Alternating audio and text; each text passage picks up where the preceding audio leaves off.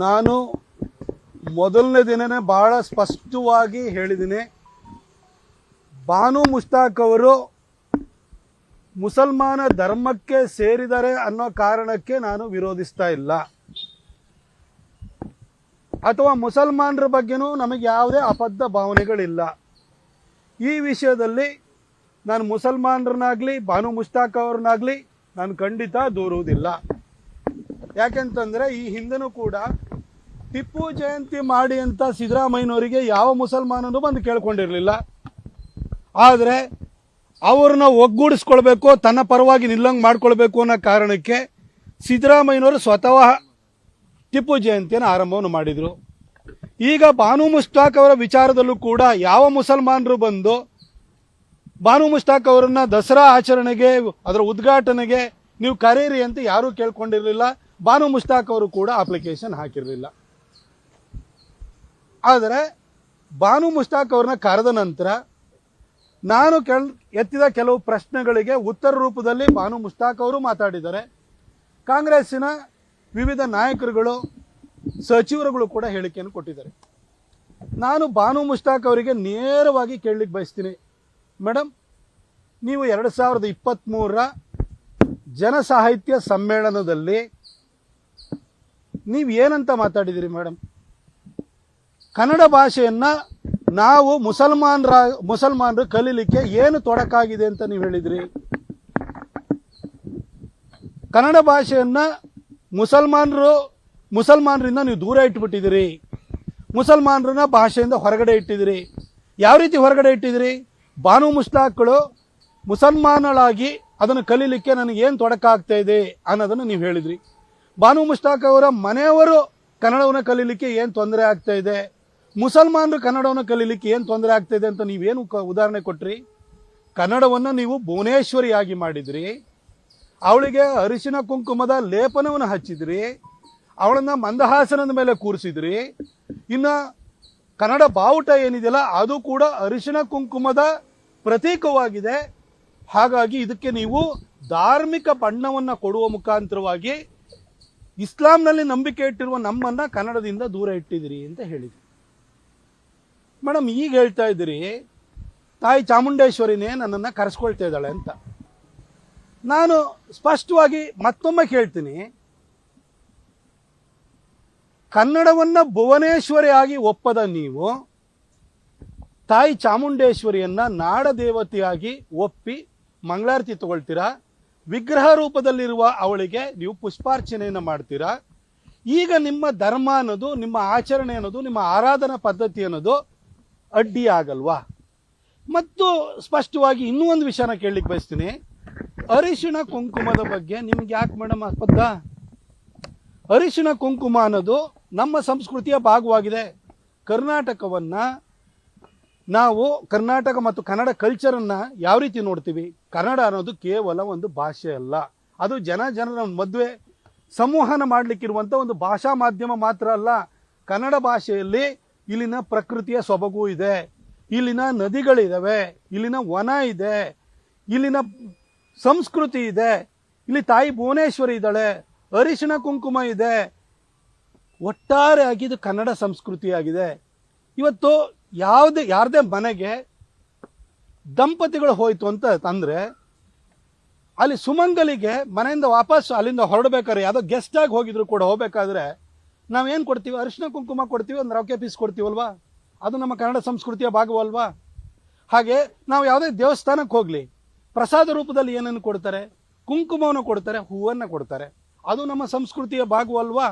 ಆ ಕುಂಕುಮದ ಬಗ್ಗೆ ನೀವು ಅಬದ್ಧವನ್ನು ಇಟ್ಕೊಂಡಿದ್ದೀರಲ್ಲ.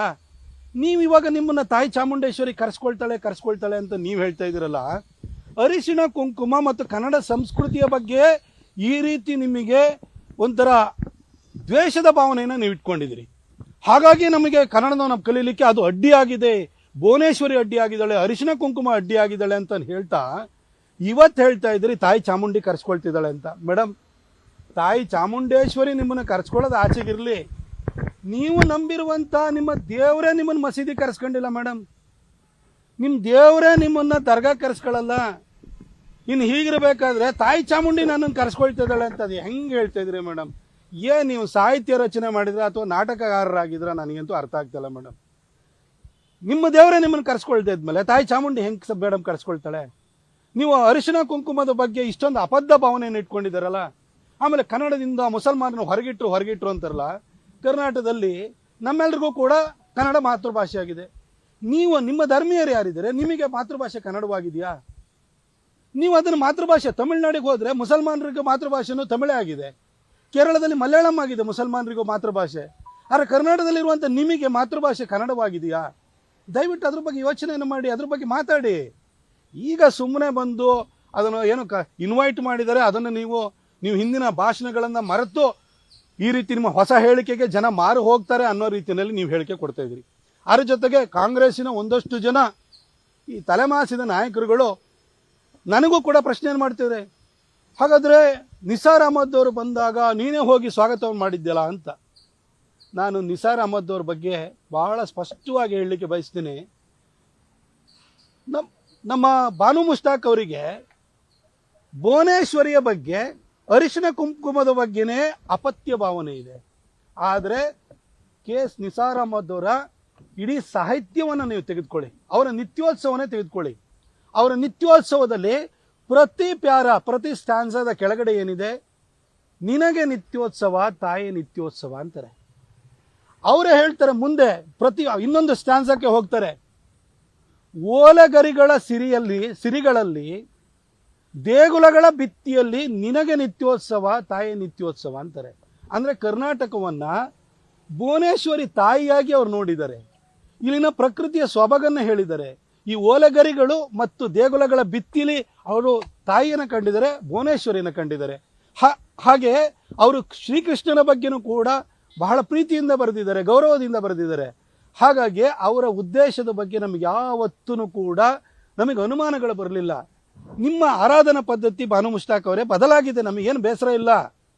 ನಿಮ್ಮ ಧರ್ಮವನ್ನು ಬದಲಾಯಿಸ್ಕೊಂಡಿದ್ದೀರಿ, ಆದರೆ ನಿಮ್ಮ ಮೂಲ ಇದೆಯಲ್ಲ, ಈ ಭಾರತದ ಮೂಲ ಸಂಸ್ಕೃತಿ ಇದೆಯಲ್ಲ, ಈ ಸಂಸ್ಕೃತಿ ಬಗ್ಗೆ ನಿಮಗೆ ಯಾಕೆ ಇಷ್ಟೊಂದು ದ್ವೇಷ? ಇಸ್ಲಾಂ ಇರ್ಬೋದು, ಕ್ರಿಶ್ಚಿಯಾನಿಟಿ ಇರ್ಬೋದು, ಆಕ್ರಮಣಕಾರಿ ಧರ್ಮಗಳಾಗಿ ಭಾರತಕ್ಕೆ ನೆಲ ಹುಡ್ಕೊಂಡು ಬಂದಿದ್ದು.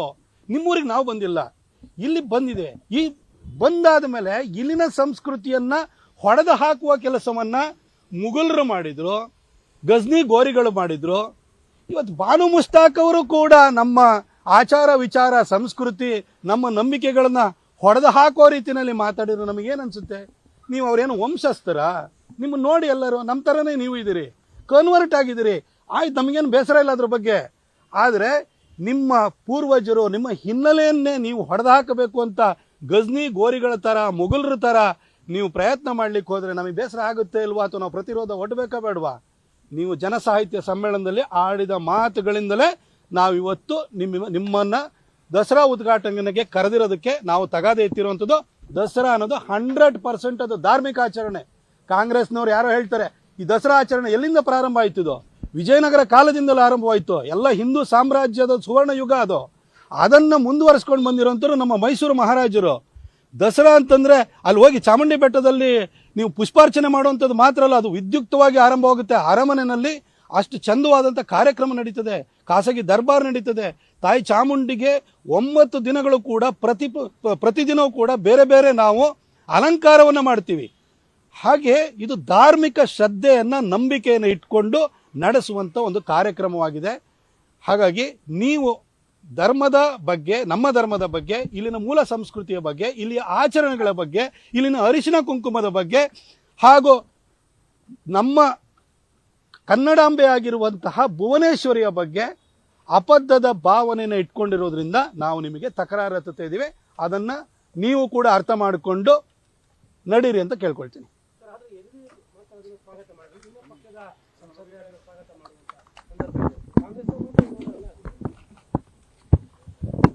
ನಮ್ಮ ಪಕ್ಷದ ರಾಜ್ಯಾಧ್ಯಕ್ಷರಾಗಿರುವಂತಹ ವಿಜೇಂದ್ರ ಅವರು ಏನು ಮಾತಾಡ್ತಾರೆ ಅದು ನಮ್ಮ ಪಕ್ಷದ ನಿಲುವಾಗಿರುತ್ತೆ. ನಮ್ಮ ವಿರೋಧ ಪಕ್ಷದ ನಾಯಕರಾಗಿರುವಂಥ ಆರ್ ಅಶೋಕಣ್ಣ ಅವರು ಏನು ಮಾತಾಡ್ತಾರೆ ಅದು ನಮ್ಮ ಪಕ್ಷದ ನಿಲುವಾಗಿರುತ್ತದೆ. ವಿಜೇಂದ್ರ ಅವರು ಇರ್ಬೋದು, ಆರ್ ಅಶೋಕಣ್ಣ ಅವರು ಇರ್ಬೋದು, ಕೇಂದ್ರ ಸಚಿವರಾಗಿರುವಂಥ ಪ್ರಹ್ಲಾದ್ ಜೋಶಿ ಸಾಹೇಬ್ರು ಇರ್ಬೋದು, ಶೋಭಕ್ಕ ಇರ್ಬೋದು, ಅದೇ ರೀತಿಯಲ್ಲಿ SR ವಿಶ್ವನಾಥ್ ಅವರು ಇರ್ಬೋದು, ಮುನಿರತ್ನ ಅವರು ಇರ್ಬೋದು, ನಮ್ಮ ಪಕ್ಷದ ಎಲ್ಲ ನಾಯಕರುಗಳು ಏನು ಮಾತಾಡಿದರೆ ಆ ಮಾತನ್ನೇ ನನ್ನ ಹೇಳಿಕೆಯಲ್ಲೂ ಕೂಡ ನಾನು ಧ್ವನಿಸಿರುವಂಥದ್ದು. ಅದರದ ಪ್ರತಿರೂಪವಾಗಿಯೇ ನನ್ನ ಹೇಳಿಕೆಯೂ ಕೂಡ ಬಂದಿರುವಂಥದ್ದು. ಇದು ನಮ್ಮ ಪಕ್ಷದ ನಿಲುವಾಗಿದೆ. ಹಾಗೂ ನಾವೇನೇ ಹೇಳಿಕೆ ಕೊಟ್ಟರೂ ಕೂಡ ಪ್ರಜ್ಞಾವಂತ ಸಮಾಜ ಅದನ್ನು ಪರಾಮರ್ಶೆಗೆ ಒಳಪಡಿಸ್ತದೆ. ಮೈಸೂರಿಗನಾಗಿ ಹಾಗೂ ನಮ್ಮ ಮಾಧ್ಯಮ ಮಿತ್ರನು ನಿಮ್ಮನ್ನು ಸಹಿತ ಕೇಳ್ತೀನಿ, ಮೈಸೂರಿಗರಾಗಿ ಬಾನು ಮುಷ್ತಾಕ್ ಅವರು ಭುವನೇಶ್ವರಿಯ ಬಗ್ಗೆ ಅಬದ್ಧ ಭಾವನೆ, ಅರಿಶಿನ ಕುಂಕುಮದ ಬಗ್ಗೆ ಅಸಹ್ಯ ಭಾವನೆಯನ್ನು ಇಟ್ಕೊಂಡಿರುವಂಥವ್ರು ದಸರಾವನ್ನು ಉದ್ಘಾಟನೆ ಮಾಡುವಂಥದ್ದು ಸರಿನಾ ತಪ್ಪ ನೀವೇ ಹೇಳಿ ಅಂತ ನಾನು ಸಮಾಜದ ವಿವೇಚನೆಗೆ ಬಿಟ್ಟುಬಿಡ್ತೀನಿ.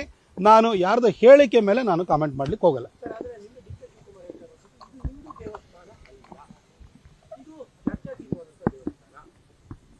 ಡಿ ಕೆ ಶಿವಕುಮಾರ್ ಅವರ ಮೂಗಿನ ಕೆಳಗಿರುವಂಥ ಕನಕಪುರದಲ್ಲಿ ಕಪಾಲಿ ಬೆಟ್ಟ ಇದೆ. ಕಪಾಲಿ ಬೆಟ್ಟವನ್ನೇ ಏಸು ಬೆಟ್ಟವಾಗಿ ಮಾಡಿದಂತಹ ಒಡ ಹುಟ್ಟಿದವ್ರನ್ನ ಬ್ರದರ್ಸ್ ಅಂತ ಕರೆಯುವಂಥದ್ದೇ ಬೇರೆ ಕಷ್ಟ ಆಗಿದೆ ಇವತ್ತು. ಅಂಥದ್ರಲ್ಲಿ ಅನ್ಯ ಆರಾಧನಾ ಪದ್ಧತಿಯನ್ನು ಹೊಂದಿರೋರನ್ನ ಬ್ರದರ್ಸು ಅಂತ ಕರೆಯುವಂಥ ಡಿ ಕೆ ಶಿವಕುಮಾರ್ ಅವರಿಂದ ಈ ಧರ್ಮದ ಬಗ್ಗೆ ನಮಗೆ ತಿಳುವಳಿಕೆ ಜ್ಞಾನ ಬೇಕಾಗಿಲ್ಲ. ಡಿ ಕೆ ಶಿವಕುಮಾರ್ ಅವರೇ, ಕಪಾಲಿ ಅಂದರೆ ಶಿವನ ಬೆಟ್ಟನೇ ನೀವು ಏಸು ಬೆಟ್ಟ ಮಾಡಿದವರು. ದಯವಿಟ್ಟು ಇದ್ರ ಬಗ್ಗೆ ನಮಗೆ ಬೋಧನೆ ಕೊಡಕ್ಕೆ ಬರಬೇಡಿ. ಅದ್ರ ಜೊತೆಗೆ ಡಿ ಕೆ ಶಿವಕುಮಾರ್ ಅವ್ರಿಗೆ ಹೇಳಲಿಕ್ಕೆ ಬಯಸ್ತೀನಿ, ಶಿವಕುಮಾರ್ ಅವರೇ, ಸಿದ್ದರಾಮಯ್ಯನವರು ಬಾನು ಮುಷ್ತಾಕ್ ಅವರನ್ನ ಯಾಕಾಗಿ ಇಲ್ಲಿ ದಸರಾ ಉದ್ಘಾಟನೆ ಕರೆದಿದ್ದಾರೆ ಅಂತ ತಿಳ್ಕೊಂಡಿದ್ರೆ, ನಿಮ್ಮ ಪಕ್ಷ ಕಾಂಗ್ರೆಸ್ಗೆ ಇವತ್ತು ಬಂದು ಸಿದ್ದರಾಮಯ್ಯನವರು ಸಮಾಜವಾದಿ ಹಿನ್ನೆಲೆಯಿಂದ ಬಂದು ಹೊಕ್ಕಿದ್ದಾರೆ. ಅಲ್ಲಿ ನಿಮಗೆ ಕಾಂಗ್ರೆಸ್ನವ್ರಿಗೆ ಮೂರ್ಖರಿಗೆ ನಿಮ್ಗೆ ಅರ್ಥ ಆಗ್ತಾ ಇಲ್ಲ. ಅಹಿಂದ ಅಂತ ಬಂದು ಕಾಂಗ್ರೆಸ್ ಒಳಗಡೆ ಸೇರ್ಕೊಂಡ್ರು. ಅದಾದ ನಂತರ ಯಾವ ಮುಸಲ್ಮಾನರು ಬಂದು ಕರೀಲಿಲ್ಲ, ಟಿಪ್ಪು ಜಯಂತಿ ಮಾಡಿರೋ. ಯಾಕೆಂದ್ರೆ ಮುಸಲ್ಮಾನರು ಸಾಲಿಡ್ ಆಗಿ ನನ್ನ ಜೊತೆ ಹಿಂದಿರಬೇಕು. ಕಾಂಗ್ರೆಸ್ನವ್ರು ಏನಾದ್ರೂ ಕೂಡ ಅಲ್ಲಾಡ್ಸಕ್ ಬಂತು ಅಂತಂದ್ರೆ ಮುಸಲ್ಮಾನರೆಲ್ಲ ನನ್ನ ಜೊತೆ ಇದ್ದಾರೆ ಅಂತ ಒಂದು ಬ್ಲ್ಯಾಕ್ ಮೇಲ್ ಮಾಡಬೇಕು. ಹಾಗೆ ಅಹಿಂದ ಅಂತ ಅಂದ್ಕೊಂಡ್ರು, ಬ್ಯಾಕ್ವರ್ಡ್ ನನ್ನ ಜೊತೆ ಇದೆ ಅಂದ್ರು, OBC ನನ್ನ ಜೊತೆ ಇದ್ದಾರೆ ಅಂತಂದ್ರು. ಈಗ ನೀವು ಚೇರ್ನ ನವೆಂಬರ್ನಲ್ಲಿ ಎಳೆದು ಬೀಳಿಸ್ತೀರಿ ಅಂತ ಅವ್ರಿಗೆ ಗೊತ್ತು. ಅದಕ್ಕೋಸ್ಕರವಾಗಿ ಮುಸಲ್ಮಾನರು ನನ್ನ ಜೊತೆ ಇದ್ದಾರೆ ಅಂತ ಜೋರಾಗಿ ಇನ್ನೊಂದ್ಸರಿ ಅಬ್ಬರಿಸೋದಕ್ಕೋಸ್ಕರ ಈ ಬಾನು ಮುಷ್ತಾಕ್ ಅವ್ರನ್ನ ಕರೆದಿದ್ದಾರೆ. ಡಿ ಕೆ ಶಿವಕುಮಾರ್ ಅವರೇ, ಇದನ್ನ ಅರ್ಥ ಮಾಡ್ಕೊಳ್ಳಿ. ಸಿದ್ದರಾಮಣ್ಣ ನಿಮ್ಮನ್ನ ಕುರ್ಚಿಯಿಂದ ದೂರ ಮಾಡೋದಕ್ಕೋಸ್ಕರ ಇದು ಮಾಡ್ತಿರೋದು. ನೀವು ಅದನ್ನು ಅರ್ಥ ಮಾಡ್ಕೊಳ್ಳೋದಲ್ಲೇ ಈ ಧರ್ಮದ ಬಗ್ಗೆ ಏನೇನೋ ಮಾತಾಡಕ್ಕೆ ಹೋಗ್ಬೇಡಿ ಸರ್. ಧರ್ಮದ ಬಗ್ಗೆ ನಮ್ಮೆಲ್ಲರಿಗೂ ಕೂಡ ಅಲ್ಪ ಸ್ವಲ್ಪ ತಿಳುವಳಿಕೆ ಇದೆ. ನೀವು ಅದ್ರ ಬಗ್ಗೆ ನಮಗೆ ಜ್ಞಾನವನ್ನು ಕೊಡಕ್ಕೆ ಹೋಗ್ಬೇಡಿ. ಸಿದ್ದರಾಮಯ್ಯರವರು ನಿಮಗೆ ಚೇರ್ ಬಿಟ್ಕೊಡಬಾರ್ದು ಅನ್ನೋ ಕಾರಣಕ್ಕೋಸ್ಕರ ಇವೆಲ್ಲ ನಾಟಕ ಮಾಡ್ತಿದ್ದಾರೆ. ಯಾವ ಮುಸಲ್ಮಾನರು ಬಂದು ಬಾನು ಮುಷ್ತಾಕ್ ಅವ್ರನ್ನ ದಸರಾ ಉದ್ಘಾಟನೆ ಕರೀರಿ ಅಂತ ಯಾರೂ ಹೇಳಿರಲಿಲ್ಲ. ಯಾಕೆಂದರೆ ಅಲ್ಲಾಹನ್ ಬಿಟ್ಟರೆ ಬೇರೆ ಯಾರನ್ನೂ ಕೂಡ ಪೂಜನೆ ಮಾಡೋಂಗಿಲ್ಲ, ಸ್ತುತಿಸೋಗಿಲ್ಲ. ಅಲ್ಲಿ ವಿಗ್ರಹಾರಾಧನೆ ಅನ್ನೋದು ನಿಷಿದ್ಧವಾಗಿದೆ. ನೀವು ಟಿಪ್ಪು ಜಯಂತಿ ಮಾಡಿರೋ ಜನ್ಮದಿನಾಚರಣೆನೂ ಕೂಡ ಅಥವಾ ನಿಮಗೆ ಬರ್ಡೇನೂ ಆಚರಣೆ ಮಾಡೋಂಗಿಲ್ಲ ಇಸ್ಲಾಮಲ್ಲಿ, ಅದು ನಿಷಿದ್ಧವಾಗಿದೆ.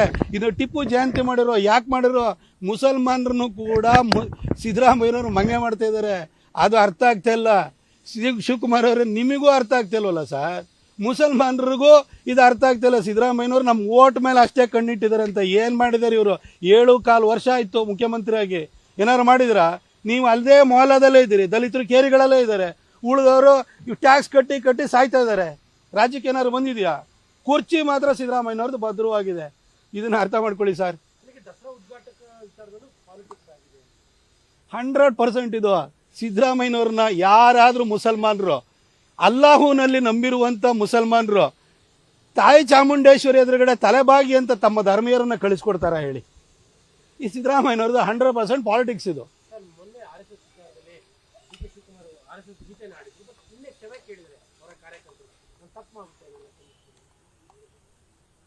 ಅದು ನಮಸ್ತೆ ಸದಾ ವತ್ಸಲೆ ಆ ಸಾಂಗ್ ಏನರ್ಥ? ಅದರದ್ದು ಅರ್ಥ ಏನಾದ್ರು? RSSನ ಧ್ಯೇಯ ಗೀತೆ ಇದೆಯಲ್ಲ, ಅದರ ಅರ್ಥ ಏನು? ಈ ಮಾತೃಭೂಮಿಗೆ ಹೊಂದಿಸುವಂಥದ್ದಾಗಿ, ಮಾತೃಭೂಮಿಗೆ ಹೊಂದಿಸಿದೆ ಅನ್ನೋ ಗೀತೆಯನ್ನು ಅವರು ಸದನದಲ್ಲಿ ಹೇಳಿದ್ರು ಅನ್ನೋ ಒಂದೇ ಕಾರಣಕ್ಕೆ ಅವ್ರ ಮೇಲೆ ಪ್ರೆಷರ್ ಹಾಕಿ ಅವರನ್ನು ಕ್ಷಮೆಯಾಚನೆ ಮಾಡುವಂತೆ ಮಾಡಿದ್ದಾರೆ ಅಂತಂದರೆ, ಇವರಿಗೆ ಈ ಮಾತೃಭೂಮಿ ಬಗ್ಗೆ ಕಾಂಗ್ರೆಸ್ನವರಿಗೆ ಎಷ್ಟು ಗೌರವ ಪ್ರೀತಿ ಇದೆ ಅನ್ನೋದು ಇಲ್ಲೇ ಸ್ಪಷ್ಟವಾಗುತ್ತೆ. ಡಿ ಕೆ ಶಿವಕುಮಾರ್ ಅವರು ಈಗ ಚೇರ್ ಬೇಕು, ಅವರು ಕೂಡ ಇದಕ್ಕೆ ತಲೆಬಾಗಿದ್ದಾರೆ ಅಂತ ನನಗನ್ಸುತ್ತೆ. ಈ ವಿಷಯದ ಬಗ್ಗೆ ನಾನು ಇನ್ನು ಹೆಚ್ಚೇನು ಮಾತಾಡ್ಲಿಕ್ಕೆ ಹೋಗಲ್ಲ.